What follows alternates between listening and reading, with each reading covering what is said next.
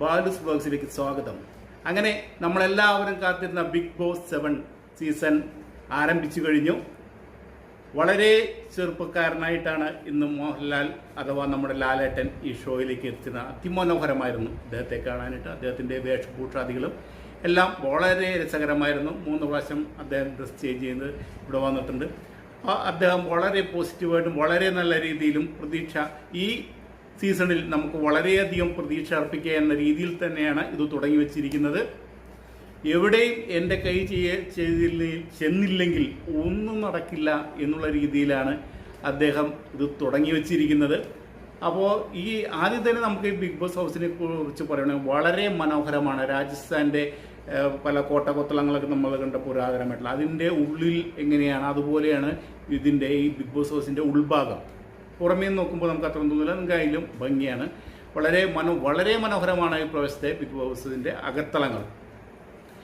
പിന്നെ 2-3 ബെഡ്റൂംസ് ഒന്നുമില്ല, എല്ലാവർക്കും ചേർന്ന് ഒറ്റ ബെഡ്റൂമാണ്.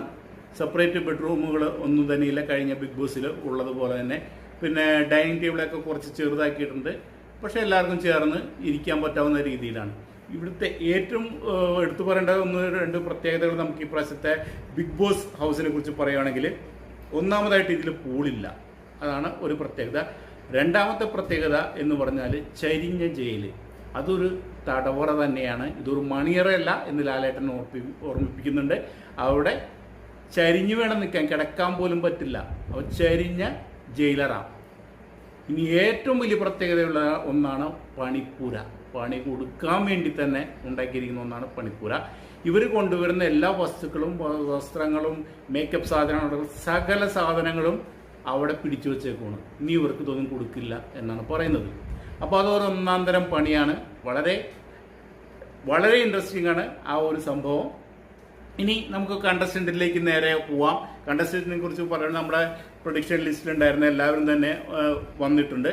അതിൽ ഒന്നാമതായിട്ട് നമ്മുടെ ഈ ഹൗസിലേക്ക് എൻ്റർ ചെയ്തത് കോമണറായിട്ടുള്ള അനീഷ് തറയിലാണ്. അനീഷ് തറയിൽ. രണ്ടാമത് അനുമോൾ, സ്റ്റാർ മാജിക് ഫെയിമാണ്, സീരിയൽ ആക്ട്രസ്സാണ് അനുമോൾ. മൂന്നാമത് ആര്യൻ കട്ടാരിയ, പഞ്ചാബിയാണ് പക്ഷേ കേരളത്തിൽ ജനിച്ചു വളർന്ന ആര്യൻ കട്ടാരിയ. 4 കലാഭവൻ സരിക. പിന്നീട് 5-മതായിട്ട് സിംഗർ അക്ബർ ഖാൻ. 6-മത് RJ വിൻസി. 7-മത് ഷെഫും വക്കീലുമെല്ലാമായ അഡ്വക്കേറ്റുമെല്ലാമായ ഒനീൽ സാബു. 8-മത് സീരിയൽ നടി ഡോക്ടർ ബിന്നി സെബാസ്റ്റ്യൻ. 9-മത് ആക്ടർ അഭിലാഷ്. 10 റെന ഫാത്തിമ, ഏറ്റവും പ്രായം കുറഞ്ഞ കണ്ടസ്റ്റൻ്റാണ്, സോഷ്യൽ മീഡിയ താരമാണ്, കോഴിക്കോട്ടുകാരിയായ റെന ഫാത്തിമ. 11-മത് വന്നിരിക്കുന്നത് മുൻഷി രഞ്ജിത്താണ്.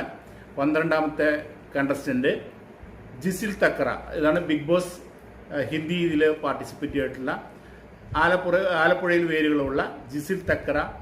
13-മത് നമ്മുടെ എല്ലാവർക്കും അറിയാവുന്ന hot seat anchor Sharika. 14 Kumkumapoovu serial നടൻ ഷാനവാസ്. 15 നവീൻ ജോർജ്, ഫാഷൻ കോറിയോഗ്രാഫറാണ്. 16-മത് നമ്മുടെ ലെസ്ബിയൻ കപ്പിൾസ് ആയിട്ടുള്ള ആദില നൂറ. 17 ഷൈജ സന്തോഷ്, അഡ്വക്കേറ്റാണ്, പത്തനംതിട്ടയിൽ നിന്ന് ഷൈജ സന്തോഷ്. 18-മത് ഏവരും പ്രതീക്ഷയോടെ കാത്തിരുന്ന രേണു സുധി. 19-മത് നടൻ അപ്പാനി ശരത്. ഇത്രയും പേരാണ് ഇന്ന് ബിഗ് ബോസ് ഹൗസിൻ്റെ 7-മത്തെ സീസണിലുള്ള ഇതിൽ പാർട്ടിസിപ്പേറ്റ് ചെയ്യുന്നതിന് വേണ്ടിയിട്ട് ബിഗ് ബോസ് ഹൗസിലേക്ക് എൻ്റർ ചെയ്തിരിക്കുന്നത്. അപ്പോൾ കൂടുതൽ വിശേഷങ്ങൾ നമുക്ക് അടുത്ത വീഡിയോയിൽ നോക്കാം.